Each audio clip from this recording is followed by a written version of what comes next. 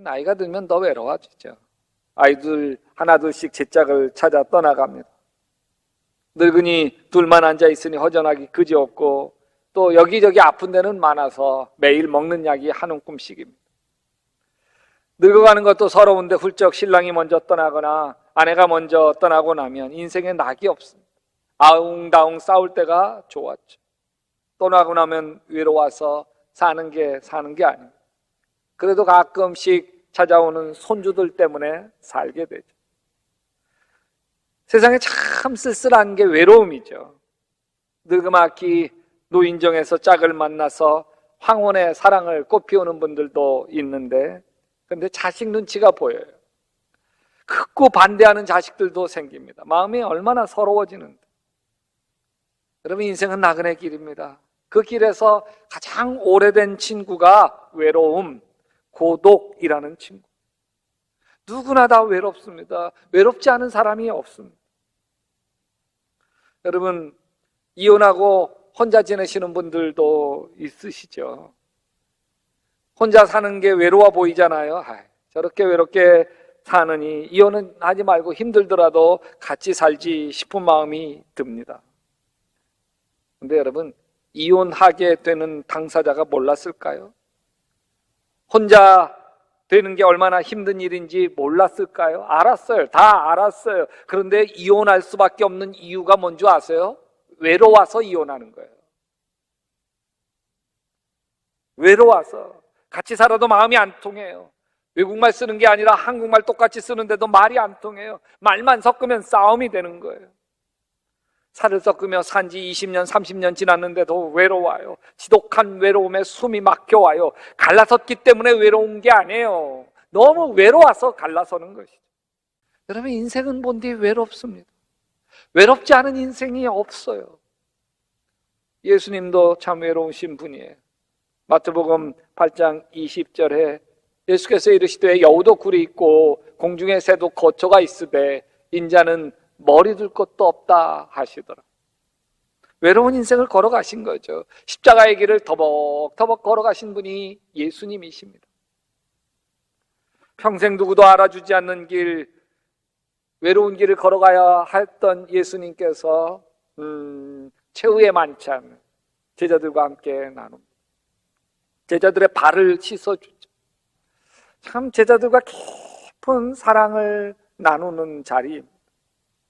요한복음 13장 1절에 이렇게 이야기해요. 유월절 전에 예수께서 자기가 세상을 떠나 아버지께로 돌아가실 때가 이른 줄 아시고 세상에 있는 자기 사람들을 사랑하시되 어떻게 끝까지 사랑하시라. 근데 여러분, 유월절에 예수님이 보여주신 끝까지 사랑하시는 이 사랑은 외로운 사랑이에요. 아주 고독한 색깔의 사랑입니다. 발을 씻어주시는 예수님의 모습이 행복해 보이지 않습니다. 여러분, 우리가 세족식을 할 때 아버지 학교나 여기에서 세족식을 할 때 거기는 외로운 세족식이 아니에요. 서로 뜨겁게 사랑하고 눈물을 흘리며 은혜를 나누는 아름다운 세족식이지만 처음 세족식, 예수님이 제자들의 발을 닦아주는 세족식은 참 외로운 세족식이에요. 왜? 십자가에 자기를 이제는 이 밤이 지나면 못 박아 주도록 내어줄 배신할 가롯 유다의 발도 지금 씻어주고 있는 거거든요. 얼마나 슬프겠어요. 슬픈 사랑을 베풀어 가고 있는 거죠. 여러분, 예수님이 제자들을 향해서 베푼 사랑은 슬픈 사랑이에요. 외로운 사랑이에요. 그래서 설교 제목도 사랑이 외롭다. 외롭다. 여러분, 외로운 사랑을 볼 수 있는 것은 예수님이 십자가에 못 박히시고 부활하신 뒤에 이게 배신하고 떠난 제자들을 찾아가십니다. 디베랴 바닷가에 찾아가서 3번씩 예수님을 부인한 베드로에게 이렇게 묻습니다. 내가 나를 사랑하느냐? 여러분, 수많은 말들이 있죠. 그런데 한 가지 질문만을 하십니다. 내가 나를 사랑하느냐? 오늘 말씀에서는 예수님을 따라 외로운 길을 걸어가야 하는 제자들에게 마지막 하신 설교 말씀이에요. 새 계명을 너희에게 주노니 서로 뭐해라? 사랑해라. 제자들은 예수님이 예루살렘으로 입성하실 때에 기사와 이적을 통해서 로마를 몰아내고 이스라엘 나라를 식민지에서 회복할 줄 알아. 그러자 제자들이 서로 견지하기 시작합니다. 누가 높은 자리에 오를까? 예수님 눈에 발탁되는 사람은 누구일까? 예수님 이모였던 야고보와 요한의 어머니는 예수님에게 직접 청탁을 합니다.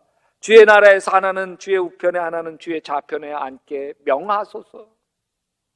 여러분, 남부러운 인생 살아간다고 외롭지 않은 게 아닙니다. 진정으로 사랑할 사람이 있고 사랑받을 사람이 있으면 외롭지 않습니다. 돈이 없는 인생이 외롭는 게 아닙니다. 성공하지 못한 인생이 외로운 것도 아닙니다. 사랑을 잃어버린 인생이 서글프고 외롭습니다. 고린도전서 13장 2절에 이렇게 얘기해요. 사랑이 없으면 나는 아무것도 아니다. 맞아요. 사랑이 없이 사는 거는 아무것도 아닙니다. 사랑할 사람도 없고 사랑할 필요도 느끼지 못한 채 살아가는 건 참 가여운 인생입니다. 예수님이 제자들에게 새 계명을 줍니다. 서로 사랑해라. 이 말씀을 묵상하면서 예수님이 이렇게 말씀하시는 것 같아요. 제발 서로 사랑해라. 인생은 다 외롭단다. 높은 자리에 오르려고 제발 다투지 마라. 으뜸이 되려면 다른 사람의 종이 되어야 한다. 나는 높은 자리에 오르려고 하는 제자들이 싫다. 다른 제자들 종처럼 섬기는 제자가 좋다. 다른 제자들을 진심으로 사랑하고 아끼는 제자가 좋다. 서로 사랑하렴. 이게 새 계명. 그러면서 이렇게 말씀을 이어가십니다. 요한복음 13장 34절이에요.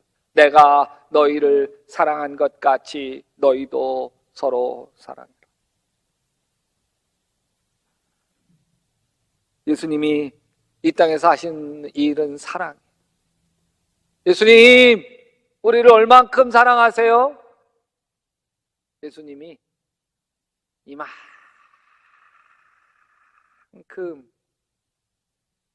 그러시고 십자가에 못 박혀 죽으신 거예요.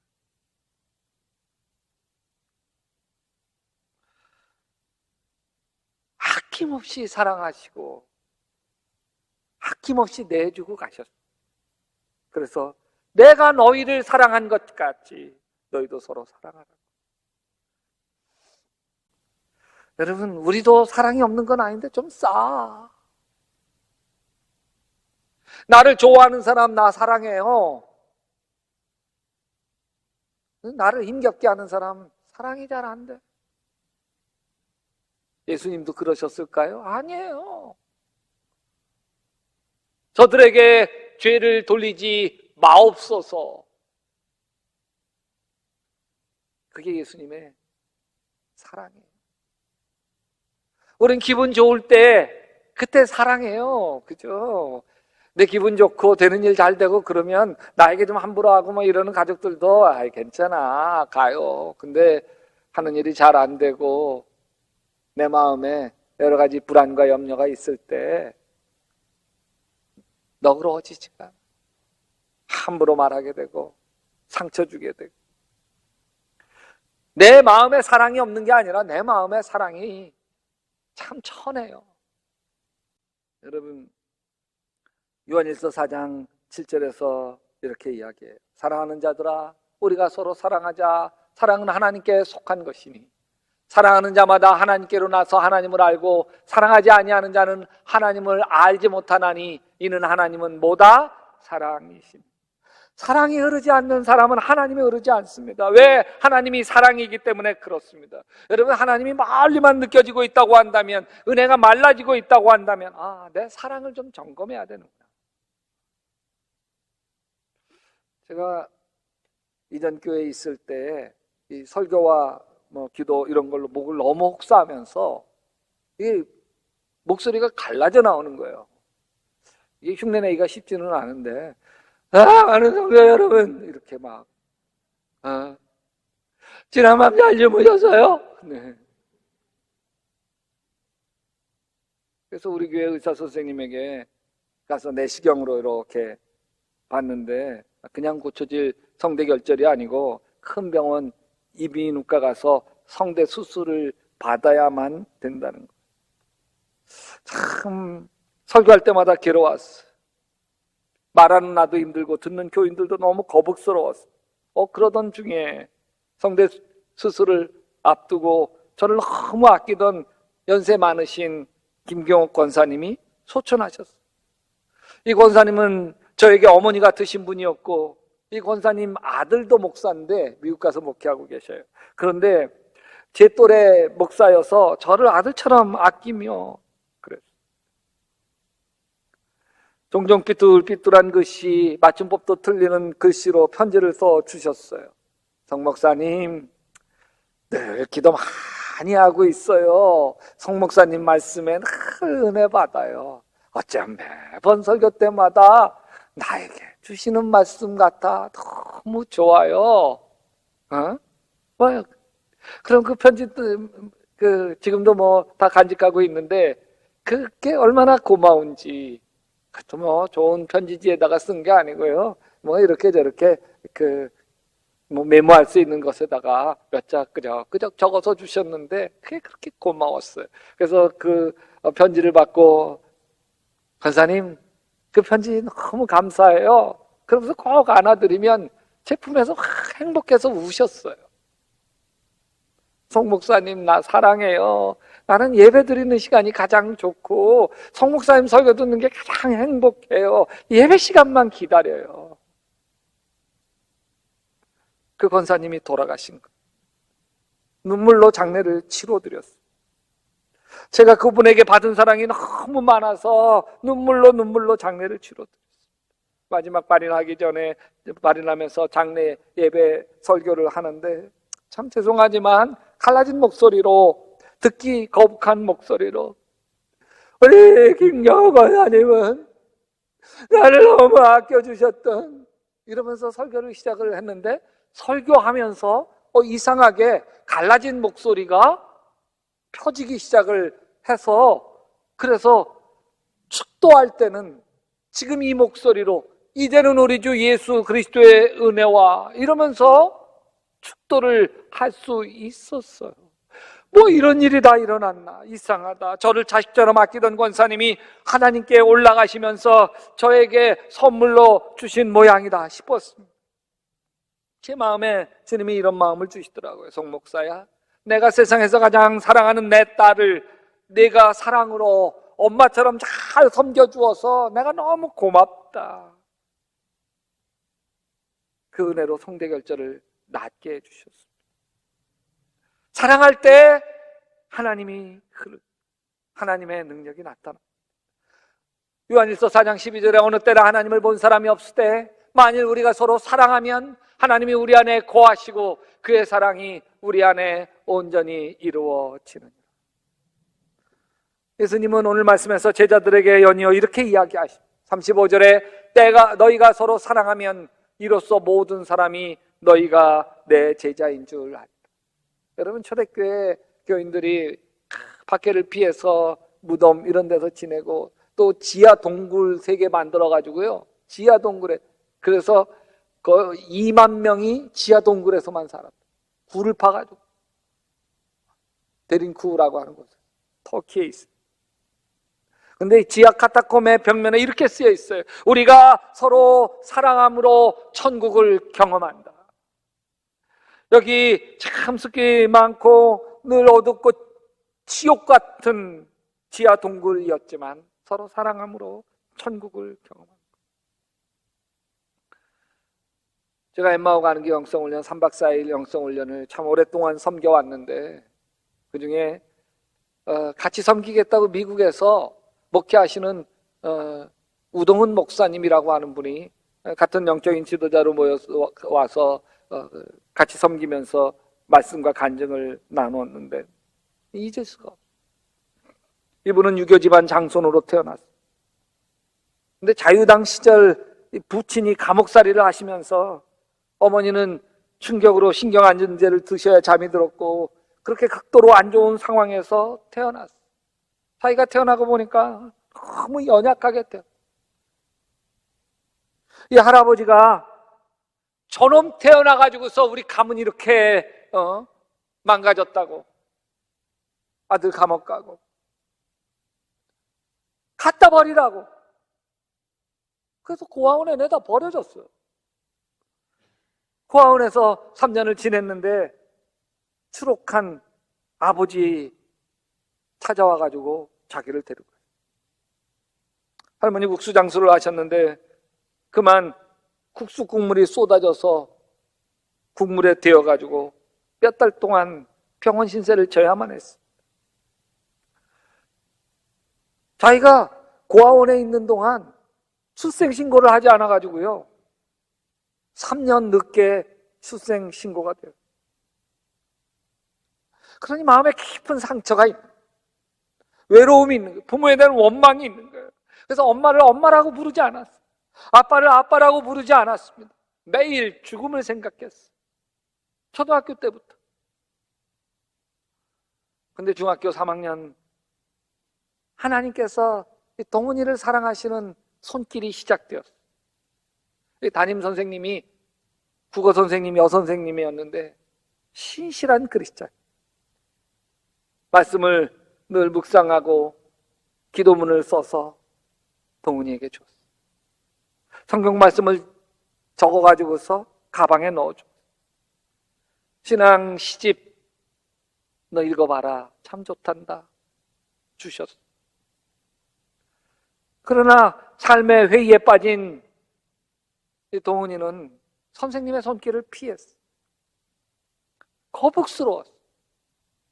그러던 어느 날 선생님이 먼저 마음을 열어서 속에 있는 슬픔을 꺼내기 시작했어요. 선생님의 남편이 연예인이었는데 그 남편으로부터 겪는 어려움을 이야기하시면서 자기 제자 앞에서 눈물을 흘리셨어요. 그때야 비로소 동훈이도 선생님 앞에 자신의 출생의 아픔을 고백할 수 있게 되었어요. 그러면서 그때 나도 누군가로부터 사랑을 받을 수 있는 사람이구나 깨닫게 돼요.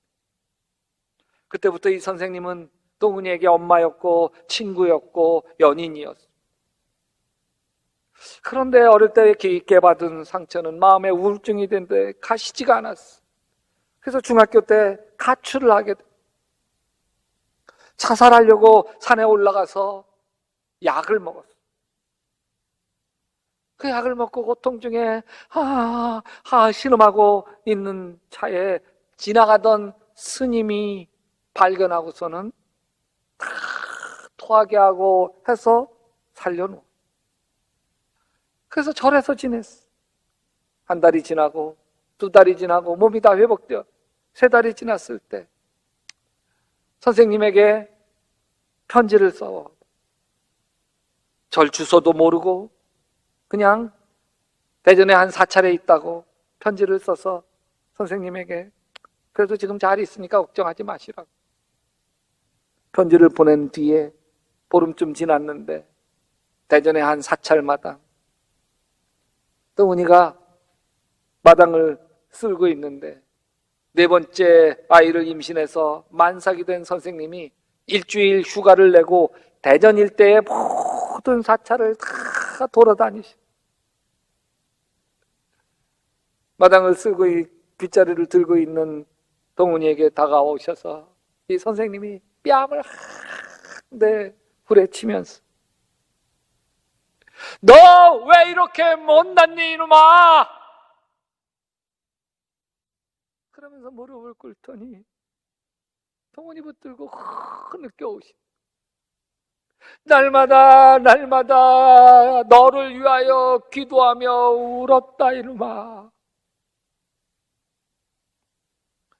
그 자리에서 무릎을 꿇고 예수를 영접. 하나님이 날 자녀 삼아 주셨고 전에는 외로웠고 버려졌고 그래서 울었는데 그날부터는 주님이 감사해서 울기 시작했어요. 고등학교 올라갔습니다. 고등학교 1학년, 2학년, 3학년 열심히 공부했습니다. 그래서 국문학과 합격했습니다. 그 합격 통지서를 들고 누구에게 달려갔어요? 고등학교 3학년 담임선생님에게 달려간 게 아닙니다. 중학교 때 담임선생님에게 달려갔어요. 선생님, 저 합격했어요. 선생님처럼 되려고 국문학과 합격했어. 그랬더니 이 선생님이 동은이를 보면서 그러더라는 거예요. 나는 내 제자 중에 참 좋은 목사님이 나왔으면 좋겠다. 그 한 사람이 동은이라면 내가 죽어도 좋겠다. 그 이야기를 듣는 순간 선생님 앞에서 그 합격 통지서를 찢었어요. 그 자리에서 기도원에 올라가서 40일 금식 기도하고 내려와서 신학교 들어갔어요. 근데 안타깝게도 신학교 들어가서 방황하기 시작을 했어요.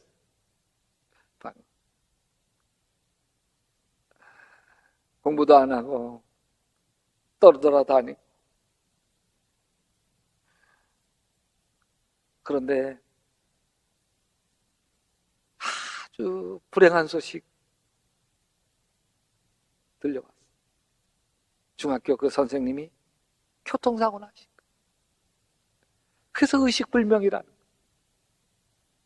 찾아가 보니까 중환자실에 의식불명인 채 산소호흡기 끼고 결국 15일 뒤에 세상을 떠나셨어요. 이건 나에게 하나님이 최후 통첩하시는 거구나. 이젠 더 이상 나 방황하면 안 되는 거야. 이렇게 나에게 사랑을 베풀어 주시고 떠난 선생님에 대한 예의가 아니구나. 정신 차리고 신학교 졸업하고 미국 건너가서 열심히 이민교회 목회를 하고 있었어요. 그러다가 엠마오 가는 길 섬기러 오신 거. 동은 목사님의 간증이에요. 간증은 여기에서 끝나지 않았습니다.